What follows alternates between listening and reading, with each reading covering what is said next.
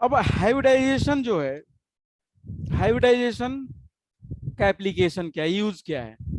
Use यही है, देखो हाइब्रिडाइजेशन से हमने क्या कर लिया, इलेक्ट्रोनेगेटिविटी बता पा रहे हैं हम।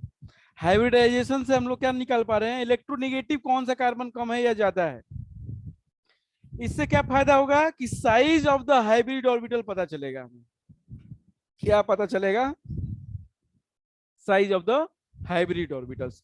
अब हाइब्रिड ऑर्बिटल्स होता क्या है, ये थोड़ा सा कंफ्यूजन हो सकता है, थोड़ा सा मैं रिकैप में जाता हूँ, पुरानी चीजें बताता हूँ। हमने एक वैलेंस बॉन्ड थ्योरी पढ़ा था, 11th में है, आपके 11th में ही हो, तो हमने वैलेंस बॉन्ड थ्योरी पढ़ा था केमिकल बॉन्डिंग में, ठीक है। केमिकल बॉन्डिंग में एक वैलेंस बॉन्ड थ्योरी है, ये थ्योरी कहती यही है, कुछ नहीं, सिंपल बॉन्ड एक थ्योरी क्या है कि ये कोवैलेंट बॉन्ड की, काहे की थ्योरी है ये, कोवैलेंट बॉन्ड की थ्योरीज हैं। कई सारी थ्योरी हैं कोवैलेंट बॉन्ड के लिए, कोवैलेंट के लिए कई सारी थ्योरी हैं, 4-5 थ्योरी हैं, एक एक करके आती गई। तो ये valence bond theory is one of the very important and very famous theory. क्या कहता है ये थ्योरी, अच्छा सिंपल नाम है इसमें, क्या है, वैलेंस बॉन्ड थ्योरी, सिंपल है। मतलब आपको पता है कि शेयरिंग होती है कोवैलेंट बॉन्ड में, इतनी बात तो पता है कि शेयरिंग होती है। अब शेयरिंग कौन करते हैं, वैलेंस सेल के इलेक्ट्रॉन, यही करते हैं, वैलेंस सेल के इलेक्ट्रॉन शेयर करते हैं, यस और नो, शेयरिंग में पार्टिसिपेट जो करते हैं वैलेंस सेल के इलेक्ट्रॉन करते हैं। तो उसके लिए पार्टिकुलरली थ्योरी दी गई वैलेंस बॉन्ड थ्योरी। ये बोला गया इसमें कि जो हर एक एटम का जो वैलेंस सेल होता है, जो इलेक्ट्रॉन होते हैं, वो मान लो वैलेंस सेल है ये मान लो एच का, ये वैलेंस सेल है, दूसरे एच का ये वैलेंस सेल है।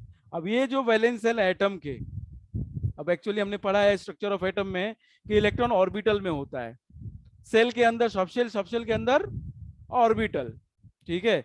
शेल का मतलब K shell, L shell, M shell, ये हमने सबने पढ़ा है। अब के अंदर, इन सभी सेल के अंदर सब में क्या हो सकते हैं, एस हो सकता है, पी हो सकता है, डी हो सकता है, ये सारे क्या है, सबशेल्स हैं। ये सेल के अंदर सबशेल होगा, सबशेल होगा, और हर एक सबशेल के अंदर ऑर्बिटल होगा। तो इसके अंदर 2 ऑर्बिटल होते हैं, इसके अंदर 3 ऑर्बिटल होते हैं, इसके अंदर 5 ऑर्बिटल होते हैं, इसके अंदर 7 ऑर्बिटल होते हैं। एक ऑर्बिटल में 2 इलेक्ट्रॉन रह सकता है मैक्सिमम, तो इसके अंदर 2 इलेक्ट्रॉन रहेंगे, अरे एक ही ऑर्बिटल होगा ना, सॉरी, ऑर्बिटल एक ही होगा एस का एक ही, इसका 3, ठीक है, एक दो दो बढ़ाते जाओ, 1 2 3 2 5 2 7, और इलेक्ट्रॉन में 4 4 बढ़ाते जाओगे, क्योंकि हर एक ऑर्बिटल में 2 इलेक्ट्रॉन, तो इसमें 6 रह पाएगा, इसमें 10 रह पाएगा, मैक्सिमम कह रहा हूं, ये नहीं कि 4 नहीं रह सकता, 10 वाले में नहीं रह जाएगा, मैक्सिमम 10। यहाँ पे 14 इलेक्ट्रॉन। ये कहानी है पूरे स्ट्रक्चर ऑफ एटम का एक, अगर हम क्रक्स देखें पूरे मैटर का, तो ये है कि सेल, सेल तक हमने 10th में पढ़ा था, सब सेल की बात हुई नहीं थी 10th में। तो जो बच्चा स्ट्रक्चर ऑफ एटम पढ़ा नहीं है 11th में, वो ये जानता ही नहीं होगा, ठीक।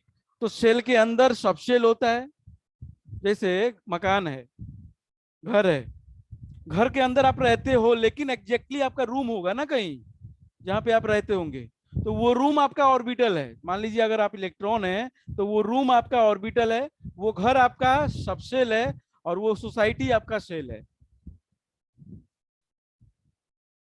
मान लो आप कहाँ रहते हो, एरिया बताओ, अब एरिया बता,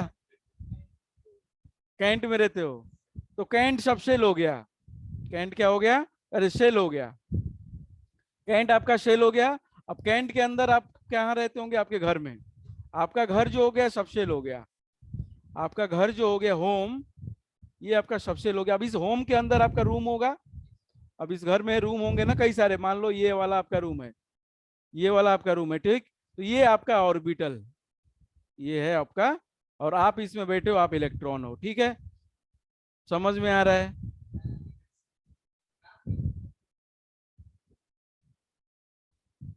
क्या बना दिए,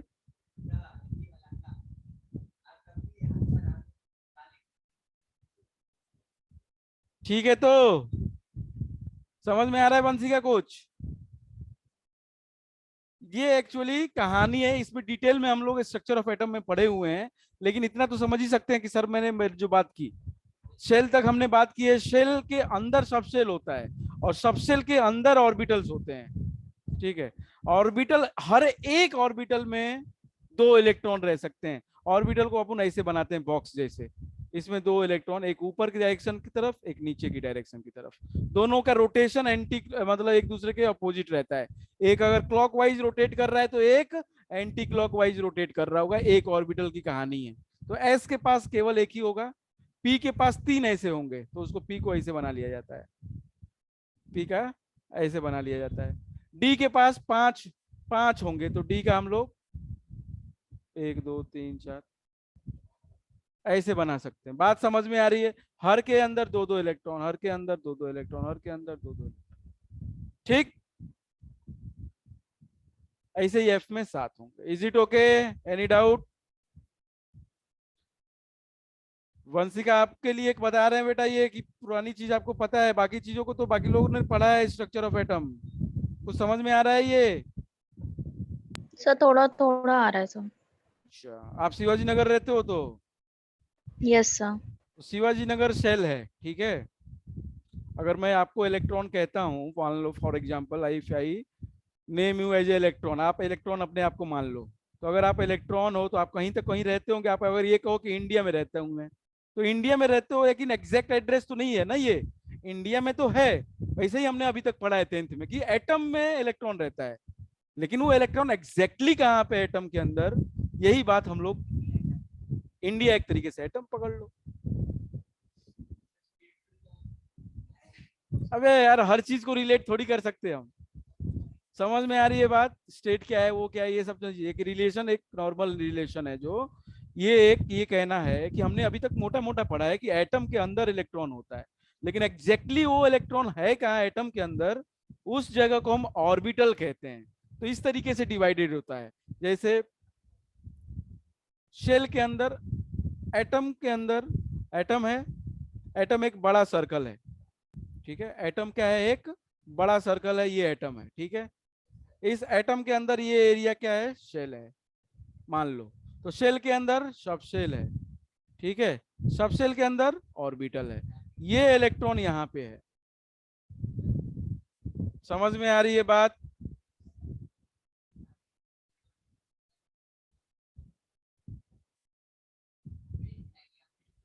वेन डायग्राम ही समझ लो इसको, सबसेट है सारे ये, ठीक है भाई। Vanshika, are you okay with this? Atom के यस सर। अंदर शेल, शेल के अंदर सब शेल, सब शेल के अंदर ऑर्बिटल, ऑर्बिटल के अंदर इलेक्ट्रॉन, ये बात है। चलिए, वेरी गुड। अब यही बात कर रहा हूं मैं, बैलेंस सेल है। इधर देखो, बैलेंस बॉन्ड थ्योरी समझो, हम आपके लिए केवल बता रहे हैं। 2 ही लोग हैं जो लोग नहीं पता है जिसको, इसके लिए हम ये सारी कहानी रच रहे हैं और कुछ नहीं है, ये बात समझना। तो यू मस्ट यू, आप दोनों लोग अगर फोकस नहीं करेंगे तो it is will very painful for me कि मैं आप ही के लिए कर रहा हूँ और आप ही लोग कहीं और लगे हैं, तो इट इज वेरी बैड। अरे यार, मैथमेटिक्स को डायरेक्टली रिलेट मत करो ना, सिंपल चीजें समझो। सिंपल है तो नहीं समझ में आ रहा है, मुश्किल करना जरूरी है कॉम्प्लिकेट करना जरूरी है। सो सिंपल सी बात है, ये आपको पता है कि हाइड्रोजन एटम का एक ही शेल होता है, और वही शेल उसका वैलेंस शेल होता है, और उसमें एक इलेक्ट्रॉन है, जो बचपन से पढ़ते आ रहे हैं हम लोग। दोनों के पास एक एक ही शेल ही होंगे, दोनों के पास शेल एक एक ही होंगे, और दोनों ही उसके आउटर मोस्ट शेल हैं, तो आउटर मोस्ट शेल को ही वैलेंस शेल कहते हैं। अब ये होता क्या है, ये दोनों शेयरिंग करते हैं, आपको पता है। शेयर करने के लिए अभी तक आपने यही पढ़ा है कि शेयरिंग करते हैं, और डायग्राम इस तरीके से आपने बनाया था, बस। इसके आगे आपने नहीं पढ़ा था 10th में, बस इतना ही आपने किया कि इन दोनों इलेक्ट्रॉन को यहाँ पे रखे, रख दिया, बस इतनी कहानी बंद। अब ये कहानी आगे बढ़ती है आपकी 11th में। एक्चुअली क्या होता है, इसकी थ्योरीज आती हैं कि कैसे इसको ओवरलैप करना कहते हैं। क्या करना कहते हैं? ये दोनों के ऑर्बिटल्स क्या करेंगे? ओवरलैप करेंगे। क्या करेंगे? ओवरलैप करेंगे। ओवरलैप करेंगे तो ही शेयरिंग होगी। अब ये इसको कहते हैं एटम का एटॉमिक ऑर्बिटल। क्या कहते हैं? Atomic orbital. इसको, अब ऑर्बिटल में आ गए ना, एग्जैक्टली इलेक्ट्रॉन की बात कर रहे हैं ना, सेल था तो अब सेल के अंदर पहुंच गए ना हम, इसको कहेंगे एटॉमिक ऑर्बिटल। हम तो आ गए इलेक्ट्रॉन पे, इलेक्ट्रॉन तो हमको पता है ऑर्बिट के अंदर होगा, ऑर्बिटल के अंदर होगा, ठीक। हाँ, रूम में पहुंच गए हम, क्यों बाकी मेंबर से बात करें। तो हम एटॉमिक ऑर्बिटल है, एग्जैक्टली ये एटॉमिक ऑर्बिटल है, ओवरलैप कर रहे हैं एक दूसरे के साथ। एटॉमिक ऑर्बिटल ओवरलैप कर रहे हैं एक दूसरे के साथ। अब जो एस होता है, पी होता है, डी होता है और एफ होता है, इसमें डी और एफ छोड़ दो, अभी आप समझो ही मत, क्योंकि ये थोड़े से एक्स्ट्रा होते हैं, वो जब मेन पढ़ोगे तभी समझ में आएगा। एस जो होता है वो स्फेरिकल होता है। कैसा होता है? स्फेरिकल, बिल्कुल गोला जैसा बनाते हो वैसा अभी तक बनाते आ रहे हो। और पी जो होता है ये ऐसा होता है डंबल। डंबल उठाया होगा, जिम गए होगे तो ये तो देखा होगा डंबल। डमरू तो देखा है? हैं? हाँ, तो ये डमरू जैसा है कुछ, डमरू जैसा है, ठीक है भाई। अब ये डमरू है, पी का ऐसा शेप होता है, पी का ऐसा डमरू जैसा डंबल जैसा शेप होता है, ठीक है भाई, शेप ऐसा है बस। अब ओवरलैपिंग होती है तो क्या होते हैं? कोवलेंट बॉन्ड बन जाता है। इन ऑर्बिटल्स की ओवरलैपिंग होती है।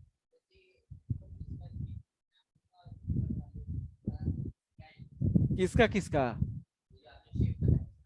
पी का शेप होता है। हम उसको इजी करने के लिए हम पी को ऐसा बना के रखे हैं, हम अब समझने के लिए अपने डेली लाइफ में कि हम बार बार बनाना ना पड़े ऐसा, इसको ऐसा बना के रखते हैं बॉक्स जैसा, सिंपल फॉर सिंपल अंडरस्टैंडिंग। ठीक है भाई, अच्छी बात है, बात समझ में आ गई। ये सब बातें थी बैलेंस बॉन्ड थ्योरी की। कहता था ये दोनों एक दूसरे के नजदीक आएंगे, नजदीक आएंगे तो ओवरलैपिंग होगी, ओवरलैपिंग होगी तो शेयरिंग होगा, उसके बाद बॉन्ड बन जाएगा। ठीक है भाई, जाहिर सी बात है हाइड्रोजन के पास ऐसे ही होता है, पी होता नहीं है। एस के पास, एच के, ऐसा क्यों? एक ही इलेक्ट्रॉन है, 1s1 होता है इलेक्ट्रॉनिक कॉन्फ़िगरेशन, और इसका 1s1 होता है, इसका भी। अब ऐसी ऑर्बिटल है केवल, पी तो है नहीं, पी है नहीं, दोनों का 1s1 है तो एस ऑर्बिटल ही होगा, और दोनों स्फेरिकल होंगे, बहुत आसानी से ओवरलैपिंग हो जाती है और बॉन्ड बन जाता है। हम बहुत ज्यादा टाइम इसको डिस्कस दे दिए, अब हो गया बात, चलिए।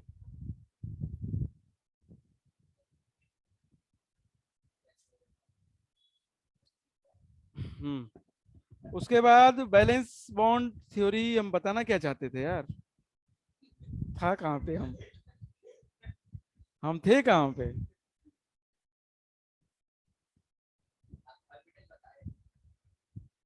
हाँ, हाइब्रिड ऑर्बिटल बताना चाहते थे हम क्या होते हैं।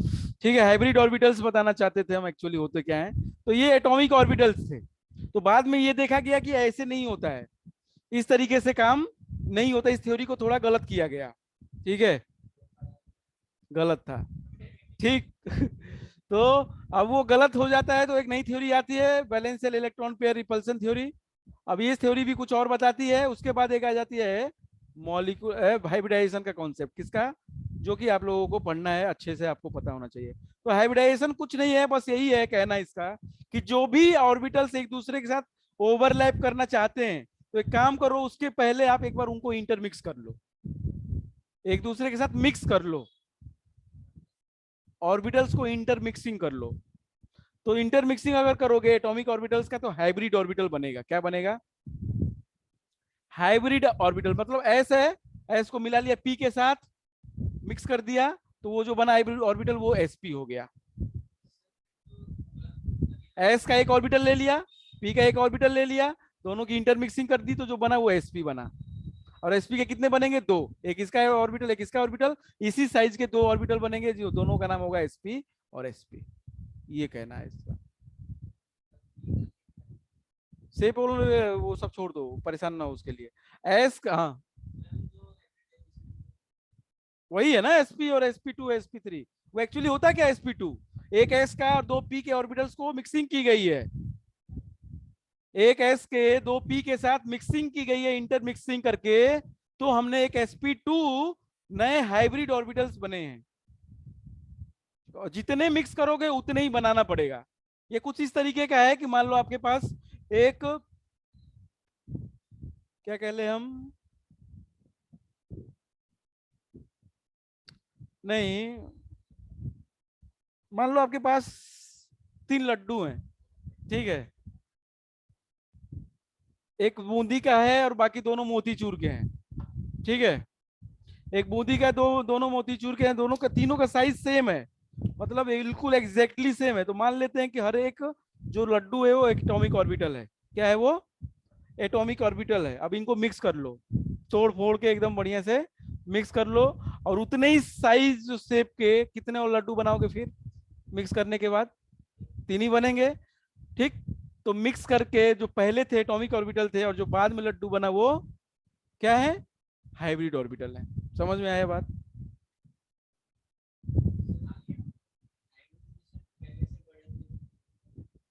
ये कैसे नहीं पता, भूल गया है तो रिवाइज नहीं किया, और क्या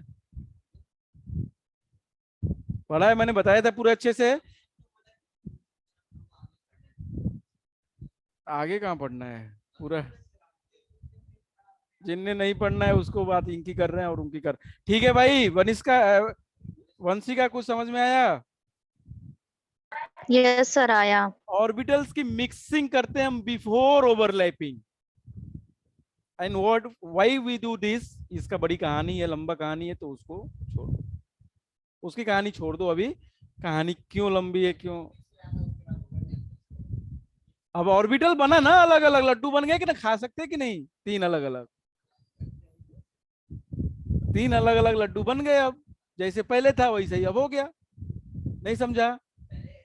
मतलब पहले जैसा का मतलब मिक्स हो गया ना। एस अलग था, पी का एक अलग था, ठीक।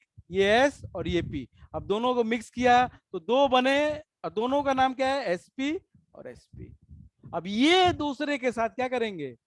ओवरलैपिंग करेंगे। आपस में क्यों किया करेंगे?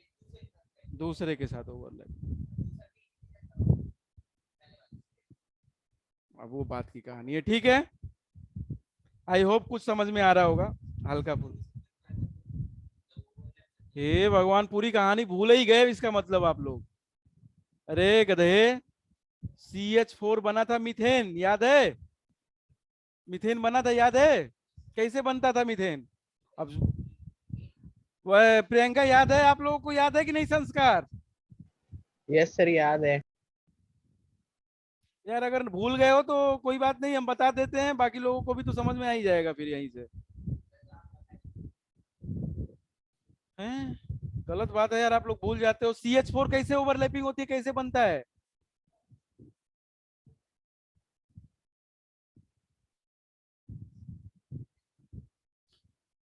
देखो CH4 में क्या होता है ना, कि एक कार्बन 4 हाइड्रोजन के साथ ओवरलैपिंग कर रहे होंगे, शेयरिंग कर रहे होंगे। अब ये बात ये है, वैलेंस बॉन्ड थ्योरी जो हम लोग पढ़े हैं उसके अकॉर्डिंग अगर ये होता तो क्या होता है कि C जो H के साथ एक बॉन्ड बना रहा है, सिंगल ही बॉन्ड बनाएगा, इधर भी सिंगल, इधर भी सिंगल, इधर भी सिंगल। इन सभी बॉन्ड का लेंथ इक्वल होना चाहिए, इक्वल होना चाहिए, ये पाया गया प्रैक्टिकली। लेकिन अगर वैलेंस बॉन्ड थ्योरी को आप क्या करोगे, फॉलो करोगे, तो ये इक्वल नहीं आएंगे, ये इक्वल नहीं आएंगे। ऑर्बिट ओवरलैपिंग के ऊपर लेंथ का है ना। चलो अब बता ही देते हैं, अब लेंथ का अब खोल दिया पिटारा तो भाई साहब बताना ही पड़ेगा, नहीं तो आप कंफ्यूजन में आ जाओगे तरीके से। चलो जरा देखो, समझो। अब इलेक्ट्रॉनिक कॉन्फ़िगरेशन इतना समझ लो, याद कर सकते हो कि 1 up to atomic number 30, 30 electron तक इलेक्ट्रॉनिक कॉन्फ़िगरेशन को, इसलिए हम लोग ये फॉलो करते हैं। 1s2, इसको तो याद ही कर लो, इसको तो समझने की जरूरत नहीं है अभी, वो तो हम स्ट्रक्चर ऑफ एटम में बताएंगे। 1s2, 2s2, 2p6, 3s2, 3p6, 4s2, 3d10। This is the up to, जोड़ लो, ऊपर वाला इलेक्ट्रॉन दिखा रहा है, जोड़ लो, ऊपर वाले इलेक्ट्रॉन दिखा रहे हैं 30 आएगा, आ रहा है? अब एक एग्जांपल बता देते हैं, मान लो कि कार्बन है आपके पास, क्या है? कार्बन है, 6 होता है एटॉमिक नंबर, बोलो तो 6 इलेक्ट्रॉन होंगे। Electronic number is equals to atomic number is equals number of electron, 6 electron इसके पास होंगे, तो इसमें करोगे 6 तक बस। तो 1s2 लिख दिया कार्बन के लिए, स्पेसिफिकली इसी में से निकल के आएगा। तो 1s2, 2s2 और 2p, 6 थे, 6 करोगे तो वो तो 10 हो जाएगा ना, 6 ही रखना है, तो 2 हो गया, 2 हो गया, 4 हो गया, 2 और देना पड़ेगा, 6 हो गया। तो this will be the electronic configuration for carbon, ठीक।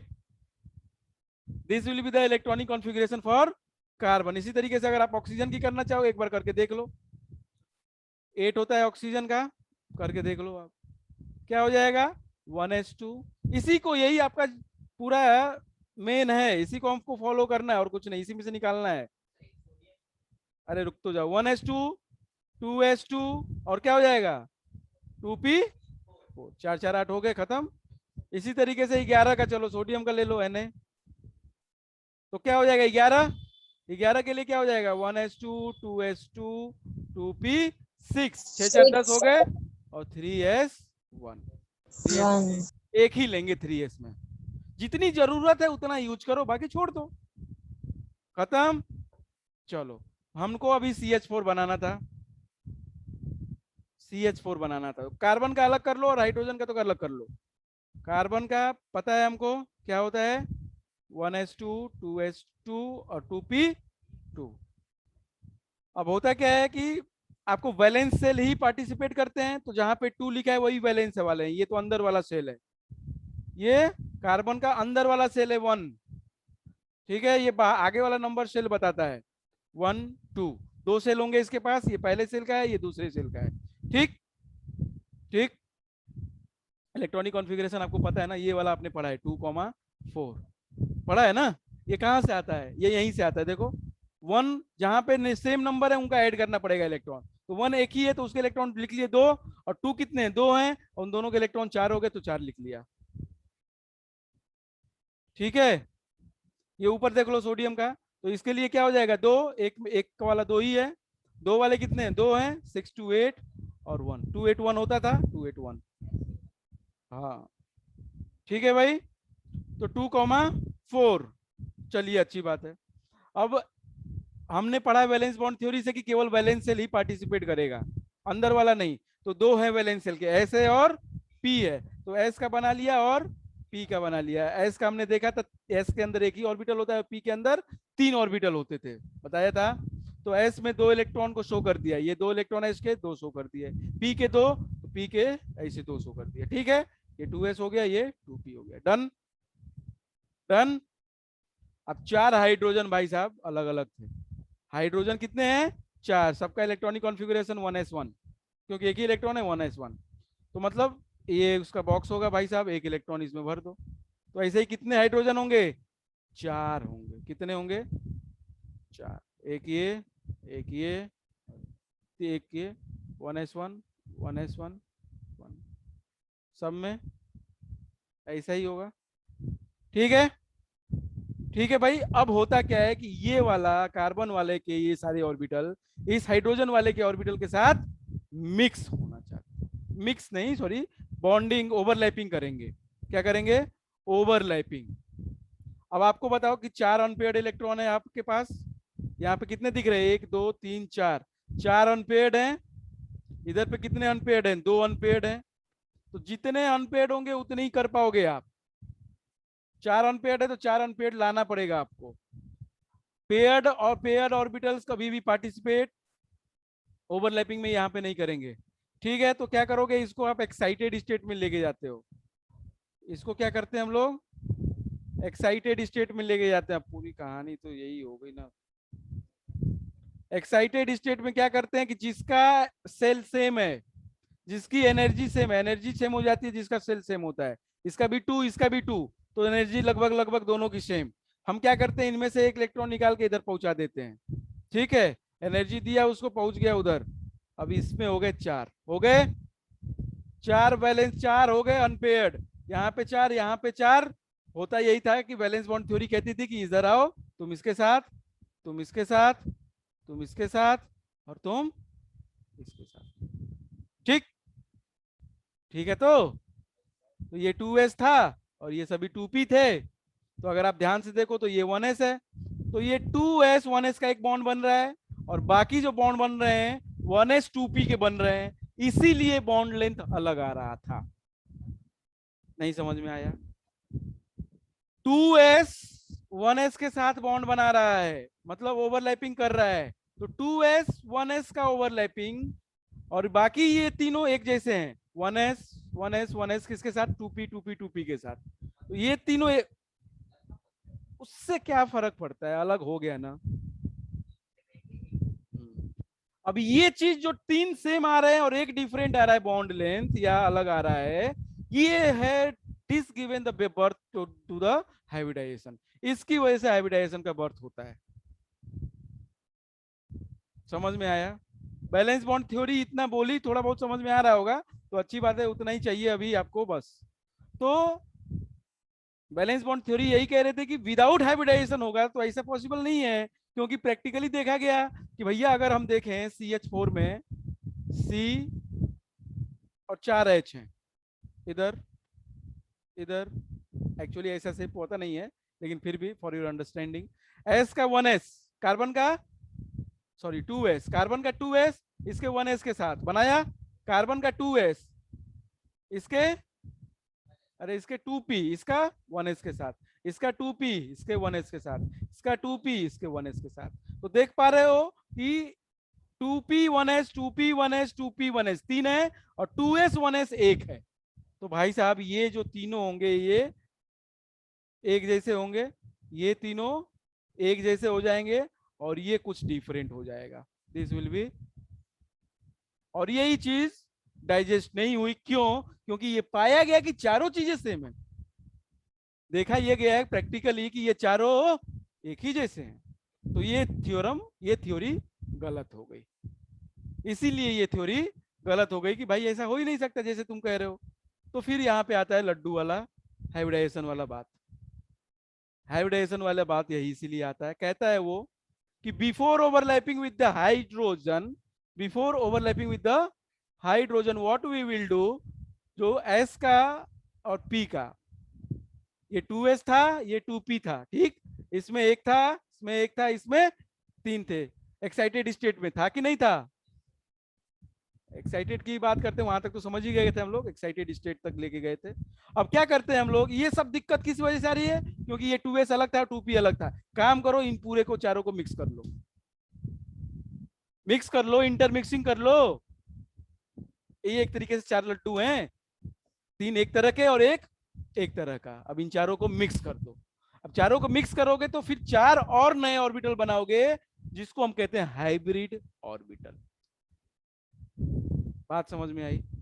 इस मिक्सिंग को ही हाइब्रिडाइजेशन कहते हैं। Intermixing of the hybrid atomic orbitals is known as hybridization. अब इसमें कुछ चीजें होती हैं इंपॉर्टेंट जो कि आप लोगों को ध्यान रखनी पड़ती हैं, जैसे एनर्जी नियरली सेम या एग्जैक्टली सेम होनी चाहिए जो जिसको मिक्स कर रहे हो, और जो बनेंगे उनकी एनर्जी एग्जैक्टली सेम होगी। चारों जो बनेंगे चारों एक ही एनर्जी के होंगे। ठीक है, बात समझ में आ रही है? तो ये 4 को मिक्स करेंगे तो S का कितना है देखो जरा, S के कितने ऑर्बिटल हैं? एक ही है। P के कितना है? 3 है। तो ये हाइब्रिडाइजेशन ही यहाँ पे आएगा जो sp3 आएगा। क्या आएगा? और कितने ऑर्बिटल बनेंगे? 4। चारों का नाम हो जाएगा sp3 sp3 sp3 sp3 sp3। अब लाओ हाइड्रोजन को, कोई दिक्कत है नहीं।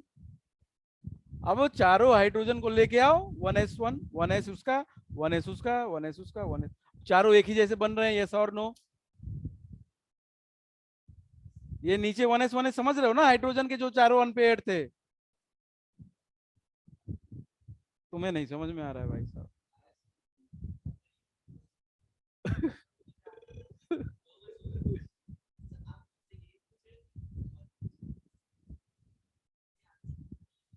आता है तो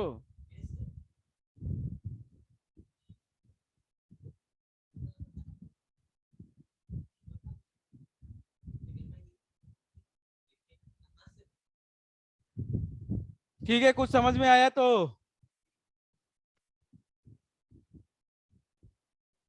वंशी का कुछ समझ में आया होगा, हाइब्रिडाइजेशन का कुछ कॉन्सेप्ट थोड़ा बहुत आइडिया लगा होगा कि क्या है। बहुत जल्दी मैंने बताने की कोशिश की लेकिन फिर भी टाइम बहुत ले लिया। ये चारों अब एक ही जैसे होंगे, ठीक? क्या क्वेश्चन छोड़ो, पूछा क्या था? ठीक है भाई, बोलो भाई। वंशिका और प्रियंका, कुछ याद आया प्रियंका आपको? हाँ सर। ठीक है, थोड़ा सा आप लोग का रिवीजन हो गया, और जो नए लोग हैं उनका थोड़ा सा वो हो गया, विवेक आज आया ही नहीं तो पता नहीं है, फिर कभी समझेगा हाइब्रिडाइजेशन। कुछ समझ में आया हाइब्रिडाइजेशन का आइडिया क्या है? ठीक है, आइडिया लग गया तो बहुत है, अच्छी बात है, आइडिया लग गया तो अच्छी बात है। अब आगे क्या करना है हमको, हम क्या बता रहे थे? हाँ, इफेक्ट ऑफ हाइब्रिडाइजेशन। हाइब्रिडाइजेशन का इफेक्ट हम लोग हेडिंग डालते हैं और देखते हैं क्या है। Effect of hybridization. अब हाइब्रिडाइजेशन का इफेक्ट क्या है भाई?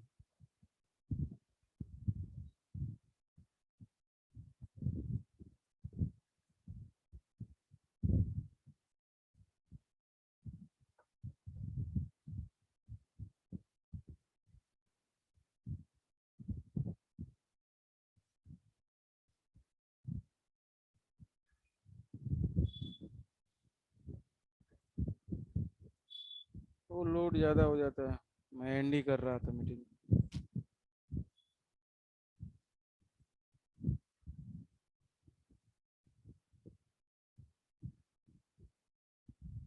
वो ऑनलाइन होती है ना पूरी नोटबुक, तो हैवी हो जाती है ना जब, तो अपने आप से जवाब देने लगती है, भाई रहने दो, बंद करो, अब तो दूसरा बना लो।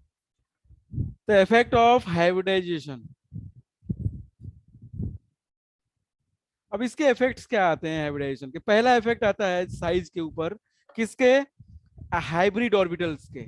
Size of hybrid orbitals. Size of hybrid orbitals. जितना ज्यादा एस कैरेक्टर होगा, समझना जरा, जितना ज्यादा एस कैरेक्टर होगा उतना कम साइज होगा। किसका? हाइब्रिड ऑर्बिटल का।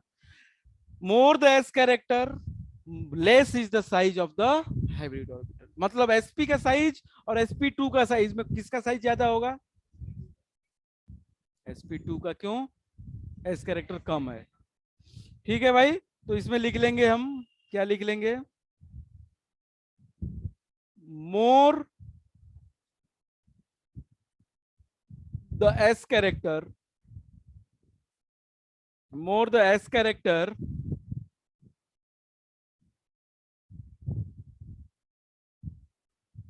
less will be, lesser is the size of the hybrid orbital. Hybrid, जाहिर सी बात है भाई से वर्षा तो सही है। ठीक है, ओके। मतलब सीधा सा है कि सबसे ज्यादा साइज किसका होगा? साइज के हिसाब से अगर हम देखेंगे तो sp3। हम देखो ऐसे तो हाइब्रिडाइजेशन हमने जो इनऑर्गेनिक में पढ़ा है उसमें हमने sp पढ़ा है, sp2 पढ़ा, sp3 पढ़ा, फिर sp3d भी पढ़ा, sp3d2 भी पढ़ा, sp3d3 भी पढ़ा। इतना सब कुछ ऑर्गेनिक में आएगा नहीं, ऑर्गेनिक में केवल sp3 तक आएगा। ठीक है, sp3 तक ही मेनली ऑर्गेनिक में आने वाला है। क्यों? सीधी सी बात है, आपको पता ही है, क्योंकि कार्बन का हमको पढ़ना है। कार्बन यही तीन ही बॉन्ड बनाता है, सिंगल डबल ट्रिपल। सिंगल में sp3, डबल में sp2 और ट्रिपल में sp। खत्म। तो sp3 का सबसे बड़ा होगा, sp2 का उससे छोटा, और सबसे छोटा साइज होगा sp में। एस कैरेक्टर 50% है। ठीक। दूसरी बात, इलेक्ट्रोनेगेटिविटी का हमने देख ही लिया था। सेकेंड, इलेक्ट्रोनेगेटिविटी जिसका ज्यादा, जिसमें एस कैरेक्टर ज्यादा।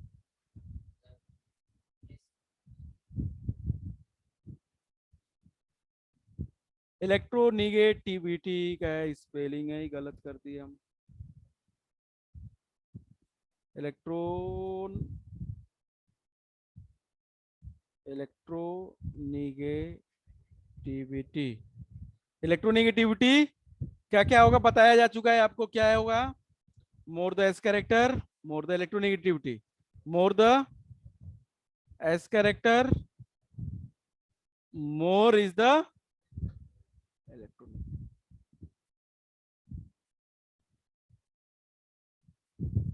मोर इज द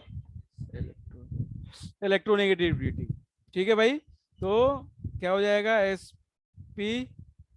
sp3 के इलेक्ट्रोनेगेटिविटी सबसे कम, sp2 की उससे कम, सब उससे ज्यादा, और sp की सबसे ज्यादा।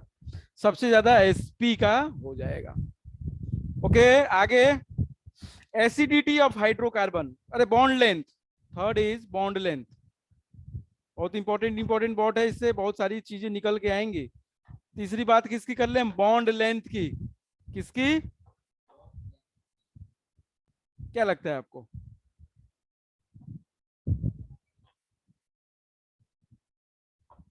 बॉन्ड लेंथ क्या लगता है, तुम ही बताओ।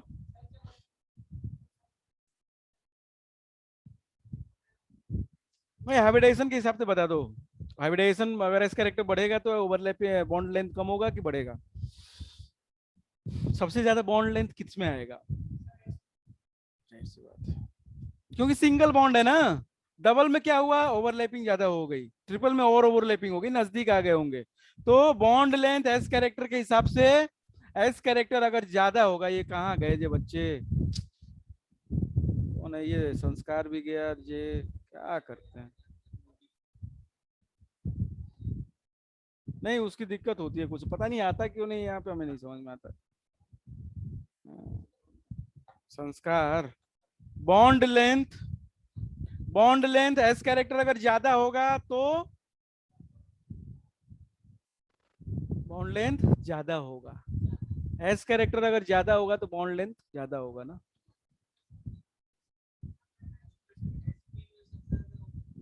sp3 में, sorry, S bond length S character के साथ, एस कैरेक्टर ज्यादा होगा तो बॉन्ड लेंथ कम होगा, इनडायरेक्टली प्रोपोर्शनल है भाई। तो मोर द, मतलब ये याद रखो कि सिंगल होता है तो sp3, डबल होता है तो sp2, और डबल ट्रिपल होता है तो sp हाइब्रिडाइजेशन होता है। और जाहिर सी बात है कि बॉन्ड लेंथ सिंगल वाले में ज्यादा होती है। तो मोर द एस कैरेक्टर, ये सारी चीजें एस कैरेक्टर के कंपैरिजन में देख ले हम लोग। तो more the S character, lesser is the, lesser is the bond length.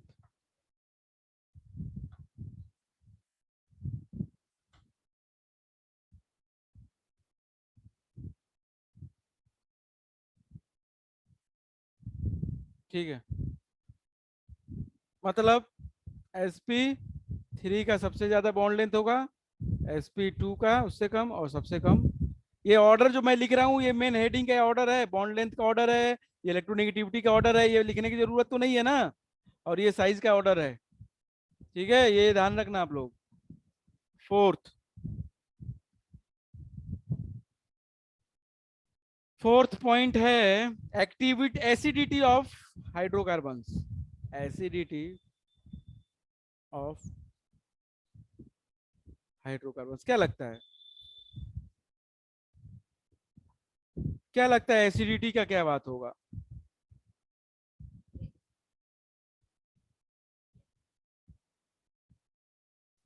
थोड़ा सोचो, एसिडिटी की कौन से की ज्यादा होगी, कौन से की कम होगी? लूज कर सकता है क्या? H, H plus, H plus दे सके। अच्छा ये बताओ, चलो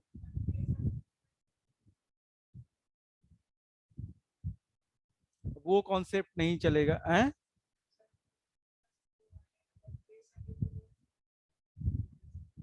जो ज्यादा एच प्लस देगा वो एसिड होगा ना। अच्छा जरा देखो, जरा समझो, सिंपल सी चीज क्या है, इलेक्ट्रोनेगेटिविटी समझ में आ गया हमको।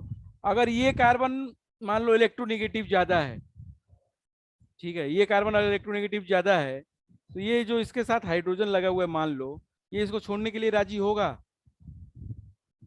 ये कार्बन इस हाइड्रोजन को जाने देगा?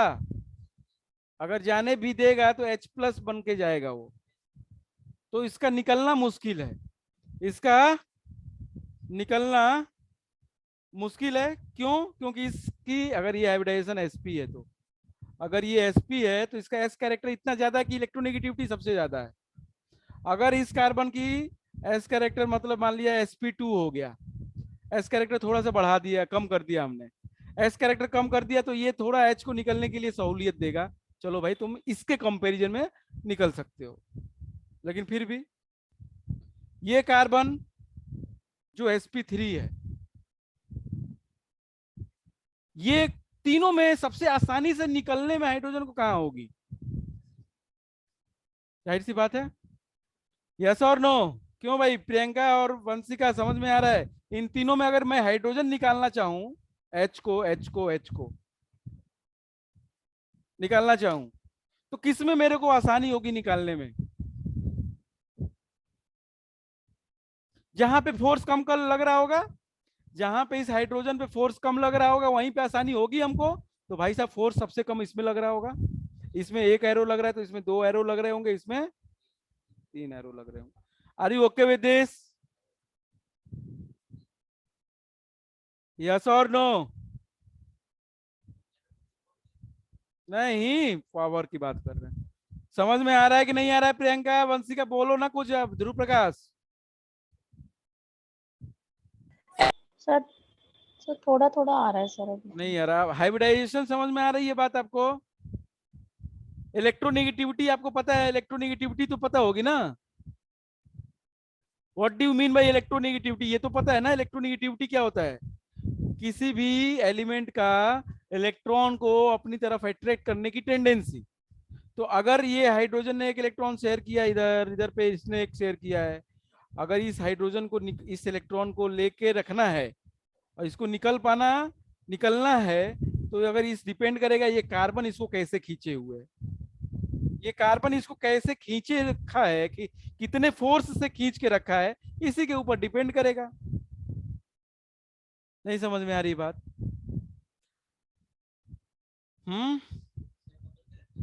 पकड़ के रखा है ना।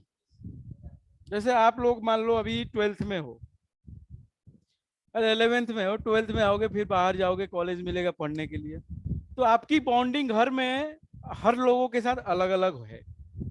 आपकी मम्मी के साथ आपकी बॉन्डिंग कुछ अलग होगी, आपके पापा के साथ कुछ अलग होगी, भाई के साथ कुछ अलग होगी, बहन के साथ कुछ अलग होगी, ये होगी 4 अलग अलग तरह की बॉन्डिंग है। जिसके साथ आपकी ज्यादा सबसे ज्यादा बॉन्डिंग है उसकी इलेक्ट्रोनेगेटिविटी ज्यादा है। जिसके साथ आपकी बॉन्डिंग बहुत अच्छी बनती है उसका समझ लो कि उसकी इलेक्ट्रोनेगेटिविटी आपके लिए अच्छी है, उसने आपको ज्यादा अट्रैक्ट करके रखा है। बात समझ में आ रही है? हो सकता है आपकी मम्मी के साथ हो सकता है पापा के साथ। तो अगर आप 12th के बाद कहीं बाहर जाएंगे कॉलेज पढ़ने, तो आपको दुख होगा, आपको निकलना। बाकी लोगों के कंपैरिजन में तो आप कोई दिक्कत नहीं होगी, लेकिन उस पार्टिकुलर जो मेंबर है जिसके तरफ आपका अट्रैक्शन ज्यादा है, उसके छोड़ना या उसको छोड़ के जा पाना आपके लिए ज्यादा दुखद होगा कि नहीं? मुश्किल होगा कि नहीं होगा? तो वही बात यहाँ पे है कि ये हाइड्रोजन जो तीनों कार्बन से लगा, ये तीनों कार्बन अलग अलग हैं तो कार्बन, लेकिन अलग अलग तरीके के हैं। एक sp है, एक sp2 है, एक sp3 है। ये मान लिया sp है, मान लेते हैं, ये मान लेते हैं sp2 है, और ये मान लेते हैं sp3 है। सबसे ज्यादा इस हाइड्रोजन को प्यार कौन करता है? sp। सीधी सी बात। तो उसको छोड़ने में सबसे ज्यादा दिक्कत होगी। बात समझ में आई?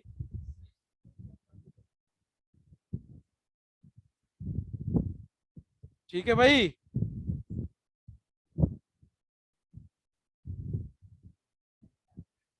बोलो भाई, वंशिका कुछ समझ में आया कि नहीं आया?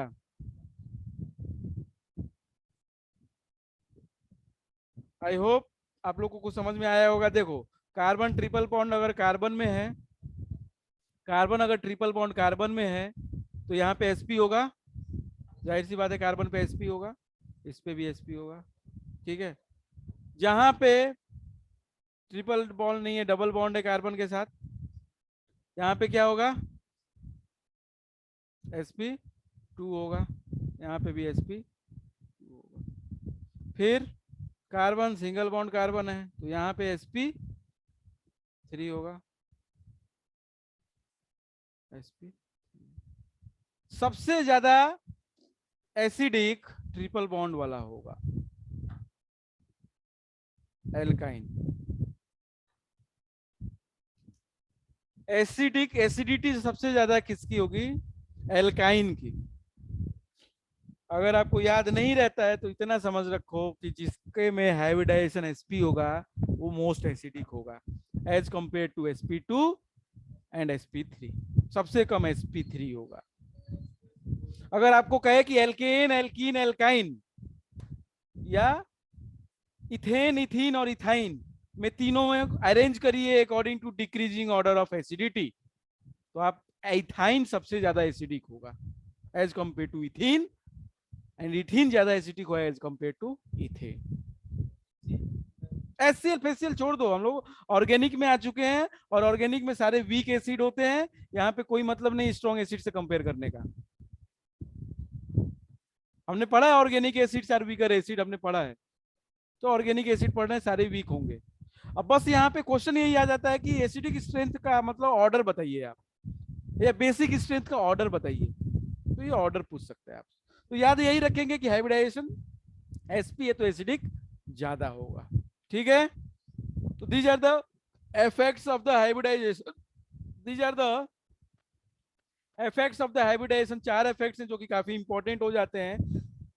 मैं क्वेश्चंस दिखाऊंगा, आपको पता भी नहीं चलेगा कि हाँ ये क्वेश्चन सही में इसी से चारों से ही बन सकता है। डेफिनेटली बन जाता है, इन्हीं से चारों पॉइंट से ही बन के आता है, लेकिन वहां पे आपको एनालाइज करना पड़ेगा कि नहीं यही पॉइंट का हेल्प करके हमको उसको आंसर देना है। तो जाहिर सी बात है ये क्वेश्चंस आएंगे आपको और इम्पोर्टेंट है ये, ठीक है। तो इसको हम लोग अब कल कंटिन्यू करते हैं, एंड कल क्लास के बाद शायद मैं आपको वीडियो प्रोवाइड कर दूंगा वंशिका, तो